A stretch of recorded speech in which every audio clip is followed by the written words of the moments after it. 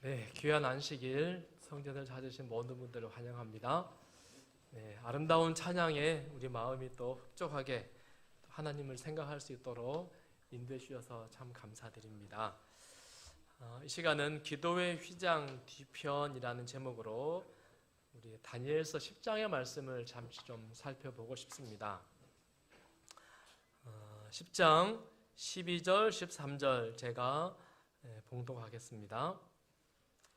그가 내게 이르되 다니엘아 두려워하지 말라. 내가 깨달으려 하여 내 하나님 앞에 스스로 겸비하게 하기로 결심하던 첫날부터 내 말이 응답받았으므로 내가 내 말로 말미암아 왔느니라. 그런데 바사 왕국의 군주가 21일 동안 나를 막았으므로 내가 거기 바사 왕국의 왕들과 함께 머물러 있더니 가장 높은 군주 중 하나인 미가엘이 와서 나를 도와주므로. 예루살렘이 멸망했습니다. 나라가 망했습니다. 바벨론이 세 차례나 쳐들어왔습니다. 많은 사람들이 죽고 많은 사람들이 포로로 잡혀갔습니다. 그러다 드디어 538년 예루살렘이 완전히 멸망했습니다. 셀 수 없는 사람들이 죽고 셀 수 없는 사람들이 잡혀갔습니다. 저 멀리 손과 발이 묶여서. 그리고 시간이 많이 흘렀습니다. 다니엘이 1차 때 605년에 잡혀갔는데요. 다니엘이 잡혀가고 나서부터 거의 70년이 될 무렵 나라에 특별한 법이 하나 발표됩니다. 뭐죠? 예루살렘에 성전을 건축하라. 이 말을 듣고 사람들이 어떻게 반응했을까요?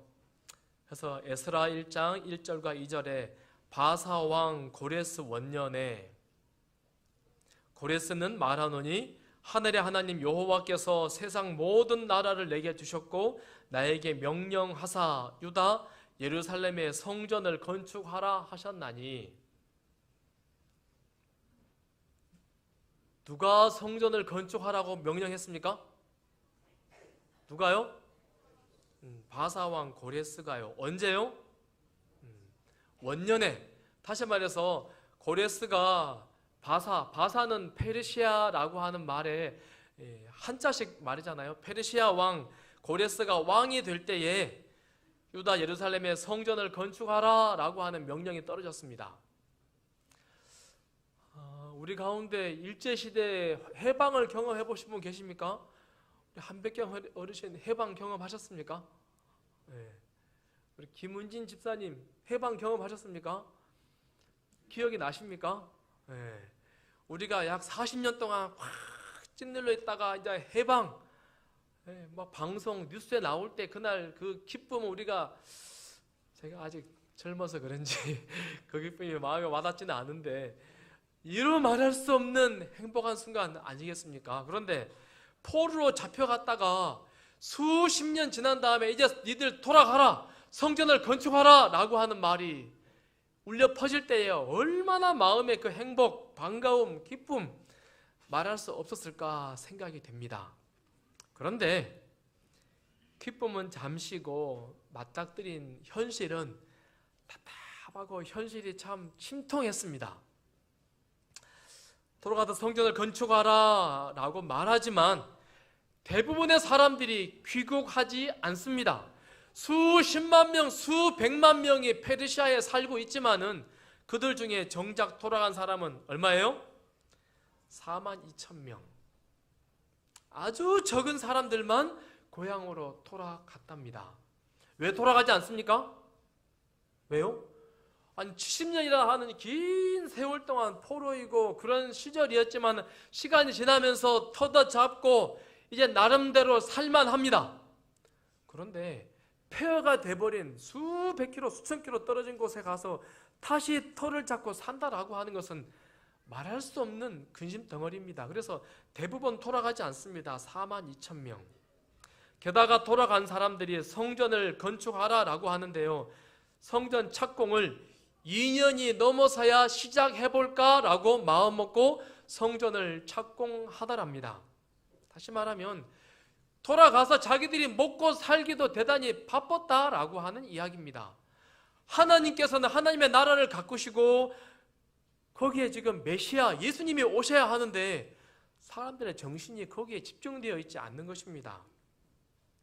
게다가 성전을 건축하겠다고 하는 마음을 가지고 성전 기초를 딱 놓는데 옛날에 그 기초를 봤던 사람들이 어떻게 합니까? 대성통곡합니다. 옛날에 우리가 살았던 곳은 이러지 않았는데 훨씬 더 웅장하고 훨씬 더 화려하고 폼 났는데 이게 뭐야? 너무 하찮고 너무 초라한 것입니다.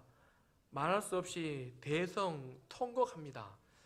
현실이 참 우울하고 참담했다라고 하는 말씀을 지금 소개하고 있습니다. 게다가 이스라엘 사람들이 와서 터를 잡고 살아간다라고 하는 말을 들으니 이웃에 있던 사마리아 사람들이 와가지고서는 너희들이 뭔데 여기서 새로 터를 잡고 살아? 안 돼. 하고는 성전 건축하는 것을 계속해서 방해하는 것입니다. 말로만 방해하는 것이 아니고 무력으로 방해하고 그 다음에 칙령을 내렸던 왕에게 계속 상소를 보내는 것입니다. 근처에 있는 장관들 여러 고위 관료들에게 뇌물로 그들을 사가지고서는 왕에게 계속 하소연하게 하는 것입니다. 답답한 일이 계속 일어나고 있는 것입니다. 하나님의 나라는 언제 가꿀 것입니까? 언제 거기 나라가 반듯하게 서고 메시아 되신 예수님이 그곳에 태어날 수 있게 되는 것입니까? 성전 재건, 미래에 대한 염려가 참 말할 수 없습니다. 다니엘의 예언 가운데 성소와 백성이 내준바되고 짓밟힐 일이 어느 때까지 이를고 참 말할 수 없이 답답하고 참담합니다. 여러분 그림이 그려지십니까? 돌아가겠다라고 꿈을 갖고 돌아갔는데 가서 사는 모습은 형편이 없는 것입니다. 가장 답답하고 가장 침울하게 생각하는 사람이 누구일까요? 누구였을까? 현장에 가 있는 사람들일까요? 아니요. 간절히 기도해서 우리 백성 하나님 돌려보내주세요. 목숨 걸고 기도했던 다니엘 입장에서 그런 소문을 들을 때에 다니엘이 마음이 굉장히 침울하고 우울한 것입니다. 그래서 페르시아 왕궁에 있는 소식을 듣고 다니엘이 참 답답해하고 있습니다. 그래 다니엘 10장의 배경이 이런 부분입니다. 바사 왕, 페르시아 왕 고레스 제3년에 아까 몇 년에 돌아가라 그랬죠? 원년에 제1년에 돌아가라 했는데 시간이 벌써 한 3년쯤 지났습니다. 그때에 나 다니엘이 새 일의 동안을 슬퍼하며 새 일에가 차기까지 좋은 음식을 먹지 아니하며 고기와 포도주를 입에 대니 아니하며 또 기름을 바르지 아니하니라. 가만히 소문을 들어보니까 성전을 건축하러 왔던 사람들의 형편은 말할 수 없이 침울하기 짝이 없는 것입니다. 왕에게 계속 상소가 올라오는 것입니다. 왕이시여 그거 취소해야 됩니다. 멈춰야 됩니다. 그래서 다니엘이 마음에 굉장히 슬픔을 안고 있습니다. 그리고는 얼마 동안 금식합니까? 새 일에 며칠입니까? 3천 20일 21일 동안 다니엘이 금식하지는 못합니다. 나이가 굉장히 많습니다. 그래서는 차마 내가 맛있는 거 귀한 음식을 먹지 않습니다. 거친 음식을 먹습니다. 그리고 기름을 바르지 않았습니다. 자기 몸을 단장하지 않습니다. 왕궁에 출근하는 사람이지만은 정말 자기 몸을 겸비하게 그렇게 가꾸고는 간절히 기도하고 있습니다. 제3년에 다니엘서는요 예언서입니다. 앞으로 세상이 어떻게 되어갈 것인가에 관한 예언을 조목조목 이야기하고 있지만은요 또 다른 면으로서는요 다니엘이 얼마나 간절히 기도하는 사람인가를 우리에게 반복해서 보여주고 있습니다. 다니엘 1장 4절에요 다니엘이 포로로 끌려왔습니다. 다니엘이 포로로 끌려올 때 다니엘의 나이가 몇 살이었을까요? 성경 본문은요 왕궁에 설만한 소년들을 잡아왔다라고 소개합니다. 몇 살일까요? 우리 교단에 교회 증언 보면 다니엘이 이때 18살이었다라고 소개합니다. 18살. 그리고는 3년 동안 교육을 받고 한 20살쯤 되었습니다. 어느 날 왕이 꿈을 꾸고 나서는 특별한 꿈을 꿔서 마음에 긴장을 하고 아침에 조회 시간 갔는데 꿈을 잃어버렸습니다. 잊어버렸어요. 그래서 뭐라 말합니까? 어젯밤에 내가 무슨 꿈을 꿨느냐. 황당하죠. 신하들이 꿈을 이야기해 주시면 해석해 드리겠습니다. 아니, 꿈도 말하고 해석도 하거라. 황당하고 어처구니 없는 명령이지만은 우리 다니엘서 2장 읽어보면 옥신각신 계속 싸웁니다. 줄다리기 합니다. 왕하고 신하들하고. 그러다가 왕이 버럭 화를 냅니다. 너희들이 그동안 나를 속였구나. 나의 꿈 하나 맞추지 못해? 여봐라, 다 죽여라. 하루아침에 다니엘도 죽게 생겼습니다. 그래서 다니엘을 죽이겠다라고 왕의 근위대장이 다니엘을 찾습니다. 다니엘이 명철하고 슬기로운 말로 왕의 근위대장 아리옥에게 물어 이르되 왕의 명령이 어찌 그리 급하냐 하니 다니엘이 들어가서 왕께 구하기를 시간을 주시면 왕에게 그 해석을 알려드리리이다. 저는 참 이 본문이 재밌습니다.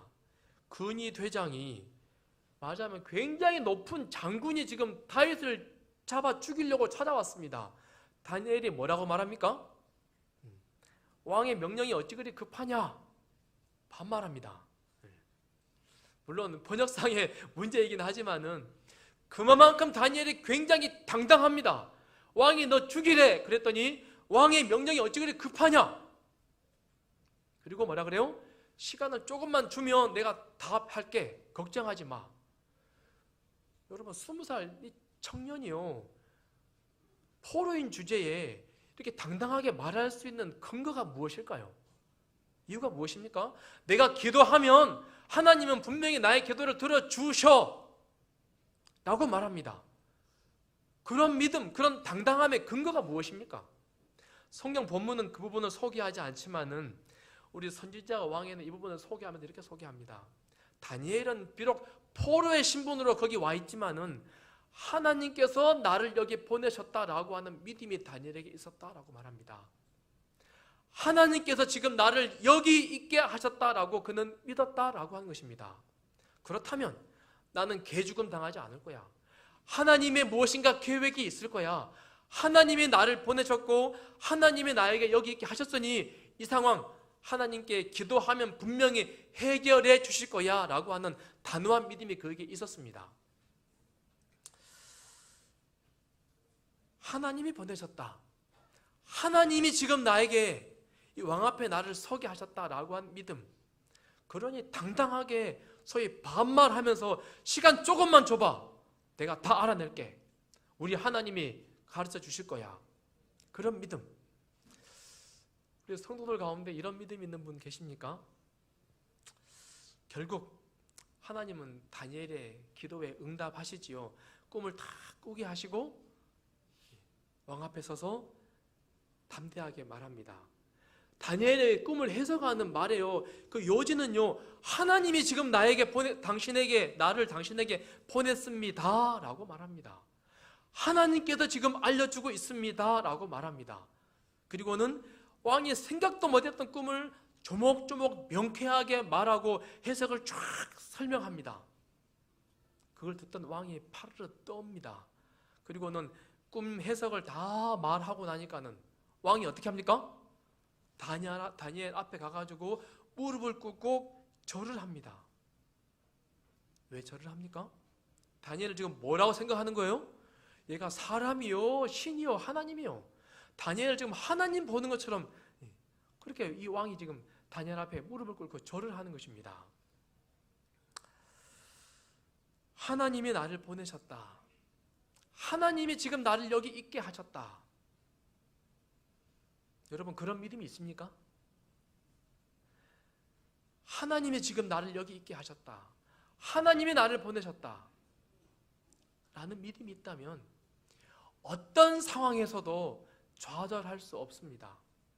어떤 상황에서도 짜증낼 수 없습니다. 어떤 상황에서도 어떤 험담과 어떤 모욕 앞에서도 당당하게 설 수 있습니다. 누가 보냈으니까요? 하나님이 보내셨으니까. 다니엘서를 가만히 읽어보면요, 다니엘은 계속 같은 마음으로, 같은 믿음으로 사람들 앞에 서서 말하고 있습니다. 간절히 바라기는 우리 빛고울 모든 성도들이 매 순간 하나님이 지금 나를 여기 있게 하셨다, 하나님이 나를 보내신다라고 하는 그런 믿음과 그런 확신이 우리 안에 있어서 어떤 상황 속에서도 당당하게 설 수 있는, 다니엘처럼 말할 수 있는, 다니엘처럼 기도할 수 있는 우리 모든 성도들이 되기를 간절히 소원합니다. 다니엘이 또 기도합니다. 이번에는 사자굴 앞에서 기도합니다. 다니엘이 이 조서의 왕의 도장에 찍힌 것을 알고도 자기 집에 돌아가서는 윗방에 올라가 예루살렘으로 향한 창문을 열고 전에 하던 대로 하루 3번씩 무릎을 꿇고 기도하며 그의 하나님께 감사하였더라. 우리 너무나 잘 아는 이야기입니다. 다니엘서 6장의 배경은 다니엘서 9장의 기도지요. 70년의 시간이 다 되어 가는데 정치적인 모습은 자기 민족이 해방될 것 같지 않아요. 그래서 작정 기도를 하는 것입니다. 하나님 들어주실 때까지 내가 기도하겠습니다. 왜냐하면 하나님이 지금 나를 여기 보내셨으니까, 하나님이 지금 나를 하여금 여기 있게 하셨으니까 내가 기도합니다. 간절히 기도합니다. 기도했더니 하나님께서 다니엘의 기도를 들어주시지요. 그리고 정권이 바뀌고 나라가 바로 서게 되고 예루살렘을 중건하라라고 하는 명령이 내리게 됩니다. 기도하면 하나님이 하실 일, 기도를 안 하면 누가 할 일? 내가 할 일. 여러분 공감하십니까? 네. 기도하면 누가 할 일? 하나님 일이에요. 기도 안 하면 내가 할 일. 어제 우리 부목사님 할 일이 너무 많다 그랬잖아요. 너무 바쁘다 그랬잖아요. 여러분 바쁩니까? 우리 지우도 바쁠까요? 지우 어디 있나요? 네. 바쁘잖아요. 우리 너무 바빠요. 할 일이 왜 이리 많은지 모르겠습니다. 그런데요, 그 많고 많은 일을 내 혼자 다 할 수 있습니까? 아무리 잘해도, 아무리 열심히 해도 펑크가 나고 문제가 생깁니다. 그런데 뭐 하면? 기도하면 그 일 누구 일이 되는 거예요? 하나님의 일이 된다 그래요. 우리가 우리 앞에 놓여 있는 많은 문제들 앞에 그 누구보다도 많이 기도할 수 있는 우리가 되면 참 좋겠습니다. 다니엘은 계속해서 기도합니다. 다니엘이 또 기도합니다. 18살에 잡혀와서 70년이 거의 지나고 그 다음에 해방하라라고 하는 말이 지나고 나서 또 2년, 3년의 시간이 지났습니다. 다니엘이 이제 거의 90살이 되었습니다. 아까 서두에 설명드린 것처럼 가만히 보니까 자기 민족이 말할 수 없는 큰 위기 가운데 놓여 있답니다. 고령이 된 90이 된 다니엘이 기도합니다. 나라가 빨리 재건되고 나라가 든든하게 세워지고 거기에 메시아 하나님의 아들이 오셔야 되는데 나라가 너무 형편없습니다. 너무 힘이 없는 것입니다. 그래서 기도합니다. 고령이 된 소위 은퇴 진작에 했어야 되는 나이 아닙니까? 기도는 은퇴가 있습니까? 없습니까? 기도는 은퇴가 없습니다. 우리 장로님들, 어르신들 더 많이 기도해야 됩니다. 다니엘이 기도 어떻게 한다고요? 21일 동안 작정하고 계속 기도합니다. 귀한 거 먹지 않고 자기 몸 단장하지 않고 고령이 된 노인이 계속 기도하고 있습니다. 간절히 기도합니다. 다니엘이요 21일째 기도하고 나니까는 환상이 보였습니다. 그리고 환상 가운데 누가 보이냐면요, 하나님의 아들 예수님께서 보입니다. 그때에 내가 눈을 들어 바라본즉 한 사람이 세마포 옷을 입었고 허리에는 우바스 순금 띠를 띠었더라. 또 그의 몸은 황옥 같고 그의 얼굴은 번갯빛 같고 그의 눈은 횃불 같고 그의 팔과 발은 빛난 놋과 같고 그의 말소리는 무리의 소리와 같더라. 누굽니까? 예수님이죠. 세마포 옷, 대제사장이 성소에 들어갈 때 입는 옷입니다. 세마포 옷을 입고 순금띠를 띠고 환한 얼굴에 온몸에 빛이 납니다. 우리 요한계시록에 나와 있는 예수님의 모습을 그대로 지금 소개하고 있습니다. 저는 이 부분이 굉장히 참 감동이었습니다. 90 먹은 노인이 하나님 먼 타국에 있는 우리 백성들을 하나님 좀 살려주십시오. 성전이 좀 잘 지어지게 해주십시오. 왕의 마음이 지금 갈팡질팡하고 있습니다. 성전 건축하라고 명령을 내렸는데 취소하려고 합니다. 취소했습니다. 하나님, 우리 페르시아 왕의 마음이 흔들리지 않도록 좀 도와주십시오. 간절히 기도하고 있습니다. 간절히 기도했더니요, 누가 나왔어요? 예수님이 오셨습니다. 90대 노인이 간절히 기도하니까 예수님이 우리가 기도할 때 예수님이 이렇게 다니엘 앞에 나와 있는 것처럼 환한 모습으로 나오시는 예수님 우리 모두가 뵐 수 있으면 얼마나 좋을까요? 기도하는 중에 오래오래 다니엘처럼 21일 오래오래 기도하는 중에 다니엘이 본 그 예수님 우리도 꼭 뵙게 되기를 간절히 소망합니다. 다니엘이 예수님의 얼굴을 다 봤더니 너무 광채가 나고 자기의 모습이 너무너무 초라해요. 예수님을 볼 수가 없는 것입니다. 엎드려졌습니다. 그리고는 온몸에 힘이 쫙 빠졌습니다. 기절해버렸어요. 근데 누군가가 다니엘의 등을 토닥토닥 만지면서 이야기합니다. 하나님의 천사 가브리엘이 내려왔습니다. 그가 내게 이르되 다니엘아 두려워하지 말라. 내가 깨달으려 하여 내 하나님 앞에 스스로 겸비하게 하기로 결심하던 첫날부터 내 말이 응답받았으므로 내가 내 말로 말미암아 왔느니라. 그런데 바사 왕국의 군주가 21일 동안 나를 막았으므로 다니엘이요 결심하고 입에 맛있는 거 먹지 않고 기름을 바르지 않고 간절히 기도하기로 마음 먹었는데요, 기도 응답이 언제 있었어요? 기도하기로 결심하고 무릎 꿇는 순간 하나님께서 가브리엘아 빨리 가서 다니엘의 기도를 들어주어라 하고 명령을 내렸다는 것입니다. 그리고 가브리엘이 신속하게 내려왔습니다. 페르시아 왕국으로 내려왔습니다. 왕의 마음이 갈팡질팡하는 왕의 마음을 단단하게 잡기 위해서 역사하고 있는 것입니다. 그런데 계속 상소가 올라오는 것입니다. 전하 통촉하여 주시옵소서. 저기 이스라엘 저 나라는 옛날에 큰 왕들이 있던 나라입니다. 성전이 짓고 나면 나라가 재건되고 나면 페르시아까지도 위협받습니다. 절대로 성전 짓게 하면 안 됩니다. 못하게 해야 됩니다. 명령을 내리십시오. 왕의 마음이요 다 잡아지지가 않는 것입니다. 계속 상소가 올라오는 거예요. 여러 사람들을 통해서 이 고레스 마음을 흔들어 놓는 것입니다. 가브리엘 천사하고 사단 마귀하고 주위 많은 사람들이 성전 재건을 못하게 하려고 계속해서 애쓰고 있는 것입니다. 다니엘은 지금 뭐하고 있습니까? 계속 기도하고 있습니다. 눈에는 보이지 않지만 치열한 영적인 전쟁이 고레스 마음속에서 그리고 왕궁 안에서 계속 보이지 않는 영적인 천사들이 영적인 세계의 치열한 전쟁이 그 가운데서 아주 심각하게 일어나고 있었다는 것입니다. 21일 동안이나 말입니다. 우리도 그런 적 있지 않습니까? 간절히 정말 기도하는데 하나님의 기도에 응답이 없어요. 분명히 이것이 옳은 일이고 하나님의 응답하셔야만 하는 일 같은데 하나님의 뜻이 전달되지 않아요. 기도가 응답되지 않는 것입니다. 무엇 때문입니까? 우리가 기도하는 동안에 하나님은 우리의 기도에 응답하기 위해서 부단히 애를 쓰지만은 또 다른 세력 사단 마귀가 와가지고 계속 말할 수 없는 방해 공작을 하고 있기 때문에 영적인 치열한 대쟁투 전쟁이 우리의 기도 배후에 있더라라고 하는 사실을 우리에게 설명하고 있는 것입니다.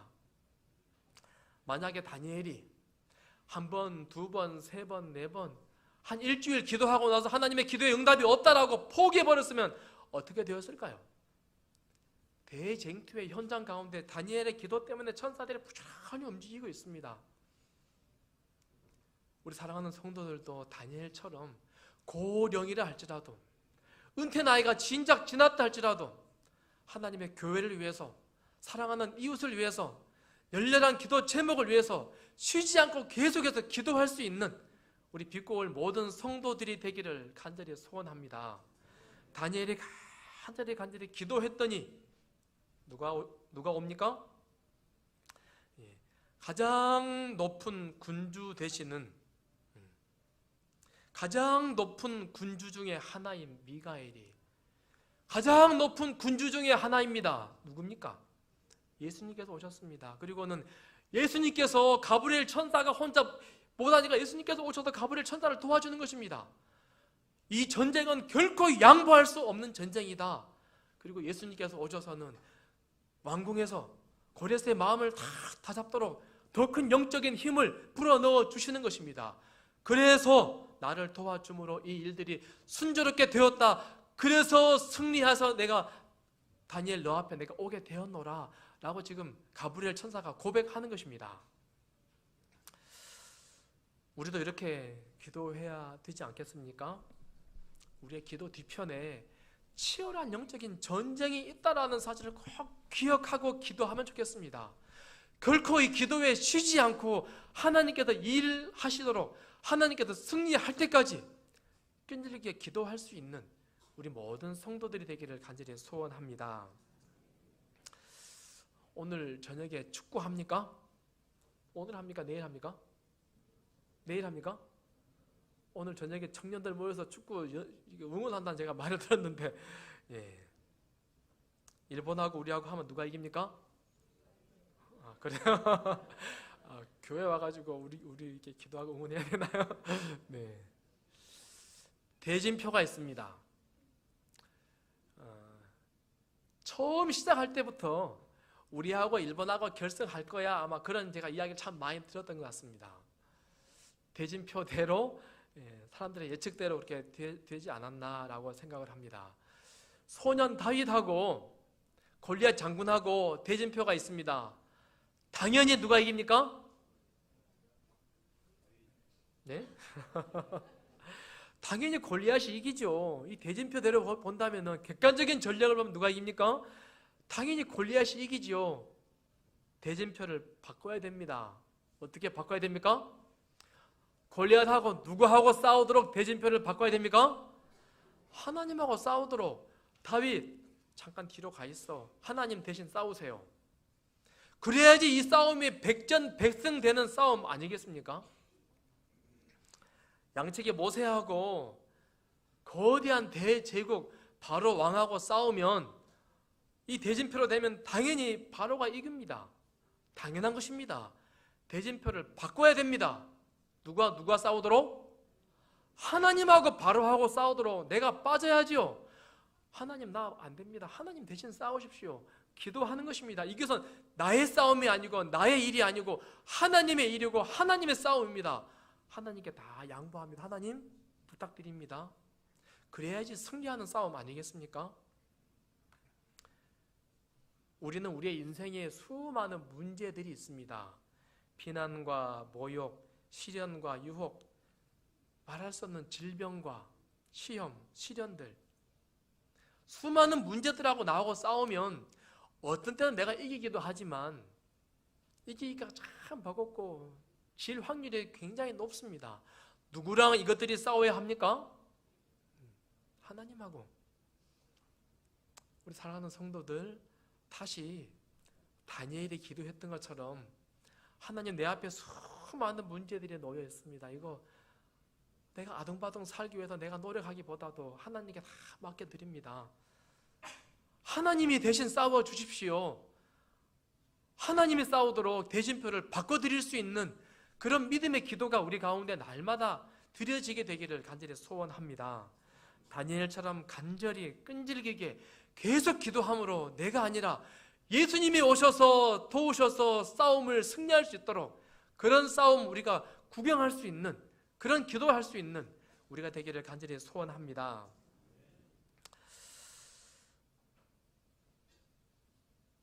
우리의 싸움은 혈과 육을 상대하는 것이 아니요 통치자들과 권세들과 이 어둠의 세상 주관자들과 하늘에 있는 악의 영들을 상대함이라. 맞습니까? 우리가 씨름하는 모든 씨름들, 우리가 고민하는 모든 고민들, 우리가 전쟁하는 모든 전쟁들, 우리의 모든 갈등들, 배후에 누가 있어요? 하나님과 악의 영들이 계속 전쟁하고 있답니다. 우리가 무엇 해야 합니까? 하나님이 이 전쟁 승리할 수 있도록 하나님이 싸워주십시오. 기도하는 우리 모두가 되기를 소원합니다. 아시안 게임 때 제가 계속 봤던 영상이 하나 있습니다. 혹 여러분 보셨습니까? 선수는 단식 금메달까지 노렸던 세계 랭킹 112위의 선수죠. 세계 랭킹 636위인 태국의 무명 선수에게 2회전에서 권순우가 졌습니다. 1대2로 패했는데 그 권순우 선수가 일찌감치 탈락하자 라켓이 어떻게 됩니까? 못한 것 같습니다. 라켓을 부숴버렸는데 이 행동을 근데 좀처럼 멈추지를 못했고 결국 악수하러 온 상대 선수는 그대로 발길을 돌려야만 했습니다. 이 영상이 지금 중국 SNS에서 빠르게 확산하면서 스포츠 선수의 태도가 아니다. 평생 출전 금지를 시켜야 한다. 대한민국이 이런 비난이 쏟아지고 있는 얼마나 겁니다. 욕을 얻어먹은지 권순우 몰라요. 선수는 이번 대회 아직 남자 복식 경기를 남기고 있습니다. 국위를 선양하러 여기 와서 나라 망신을 시킨 꼴이 되고 말았습니다. 나라 망신. 이기는 것도 잘해야 합니다. 근데요, 뭣도 잘해야 돼요? 지는 것도 잘해야 됩니다. 잘 이기는 사람 못지않게 잘 지는 사람도 훌륭한 사람입니다. 우리 성도들 지는 연습 잘하고 계십니까? 잘 져야 됩니다. 졌다고 어떻게 해버려요? 라켓이 그냥 아주 박살이 나도록. 이들이 이렇게 막 하는 이유가 무엇입니까? 눈에 보이는 것이 다라고 믿기 때문 아니겠습니까? 눈에 보이는 것이 다가 아니고 그 배후에 영적인 전쟁이 싸움이 있다라고 하는 생각을 갖는다면 이렇게 막을 수 있습니까? 사랑하는 성도들이시여, 지난 시간에 제가 저지난 시간에 계속 반복해서 말씀드리는 것 같습니다. 우리 마음을 하나님께 계속 바쳐야 합니다. 우리 마음을 하나님께 바치면 하나님의 정신이 나의 정신이 되고 하나님의 생각이 나의 생각이 되고 하나님의 뜻이 나의 뜻이 되고 하나님의 말씨가 나의 말씨가 되고 하나님의 방법이 나의 방법이 된다라고 했습니다. 우리는 영적인 전쟁을 하고 있습니다. 치열한 대쟁투 현장에 놓여 있습니다. 우리 마음이 대쟁투 현장입니다. 우리 마음이 전쟁터입니다. 우리 집이, 우리 교회가 전쟁터입니다. 혹시 지더라도 잘 져야 합니다. 하나님, 주님이 오셔서 예수님의 사람으로 내가 살아감으로 끝내 영적인 전쟁에 승리할 수 있는 그런 사람 되게 해달라고 간절히 기도했더니 다니엘이 기도하니까는 누가 와요? 예수님이 오셔서 고레스 마음을 탁 잡아주시더랍니다. 또 아시안게임 참 이 영상도 많이 봤습니다. 인라인 스피드 스케이팅 3000m 계주 결승전입니다. 자, 대한민국 선수들이 이제 당당히 1번 레인으로 시작을 하게 되겠고요. 4번 레인 대만 선수들입니다. 우리 대표 선수들이 가장 경계를 해야 될 선수들이 되겠고요. 출발합니다. 대한민국의 1번 주자 최인호 선수 역시 선두권으로 1위 자리를 지키면서 첫 스타트를 끊고 있습니다. 최강호가 힘을 내고 있습니다. 다시 선두 대한민국. 1등하고 있습니다. 지금 마지막 페이크 다 왔습니다. 그리고 정철환 금메달. 딴 줄 알았죠. 인라인 스피드 스케이팅 3000m 계주. 대만 선수들이 우승을 차지했군요. 만세를 너무 빨리 해버렸어요. 그래서 3명 군대 금메달 따면 군대 면제인데 꼴이 난 다음에 만세해도 되는데 한 1, 2m 전에 먼저 만세해가지고 0.1초 차이로 추월해버렸습니다. 우리 국민의 공분을 사고 있지요. 끝났다고 끝난 게 아닙니다. 우리 하늘 가기 위해서 다 준비해서 이제 교회 와서 하나님의 은혜도 경험하고 우리 교회 신앙하면서 하나님 좋습니다. 내가 기도하면 하나님 참 응답 잘해주셔서 감사합니다. 여러 은혜를 느끼면서 신앙에 재미있게 정말 영적으로 살 수 있습니다. 그러나 그것으로 만족하면 안 됩니다. 언제까지요? 하늘 문턱 통과할 때까지 단 1초도 마음 놓지 말고 끝까지 기도하고 또 기도하고 하나님께 계속 마음을 드리는 훈련을 해야 합니다. 같이 읽습니다. 그런즉 시작. 그런즉 선줄로 생각하는 자는 넘어질까 조심하라. 기도하지 않는 사람은 50년, 60년 신앙한 장로라 할지라도, 목사라 할지라도, 목사 할아버지라 할지라도 넘어집니다. 우리 모든 성도들이 다니엘이 계속 기도합니다. 90이 될 때까지, 90이 되어서도 거의 금식만 할 수 있으면 하고 싶은 마음 가지고서는 3주 내내 끈질기게 기도하는 다니엘의 모습, 그 배후에 하나님의 천사들이 예수님이 등장하실 때까지 간절히 기도하는 그 모습, 우리 모든 성도들 끝까지 달림으로 하나님께 승리를 안겨드리며 모두가 하늘 문 앞에 설 수 있는 우리 모두가 되기를 간절히 소원합니다. 전도회가 며칠 남았습니까? 며칠 남았어요? 열흘이면 충분합니까? 네, 한 번도 말해보지 않은 사람이라 할지라도 열흘이면 충분할까요? 네, 다니엘은요, 먼 곳에 떨어진 자기 백성들을 위해서 그렇게 기도합니다. 우리 사랑하는 성도들이시여, 나 혼자 하늘 가면 되겠습니까? 우리 가족을 위해서, 그리고 우리 옆집 식구들을 위해서, 우리 직장 동료들을 위해서 간절히 기도해 보십시다. 혹시 내게 용기가 없다 할지라도 다니엘이 기도한 것처럼 간절히 기도해 보십시다. 하나님께서 기회를 만들어 주시고 하나님께서 역사하셔서 다니엘에게 예수님이 찾아오신 것처럼 그런 역사가 일어날 줄로 믿습니다. 하나님을 위해서, 또 우리의 믿음을 위해서 간절히 기도함으로 끝까지 포기하지 않고 아름다운 전도회가 될 수 있도록, 영적인 전쟁에서 승리할 수 있도록 하나님께 또 지혜를 구하는 이 시간 되기를 간절히 바라며 말씀을 드리겠습니다. 개인적으로 이 시간 기도하는 시간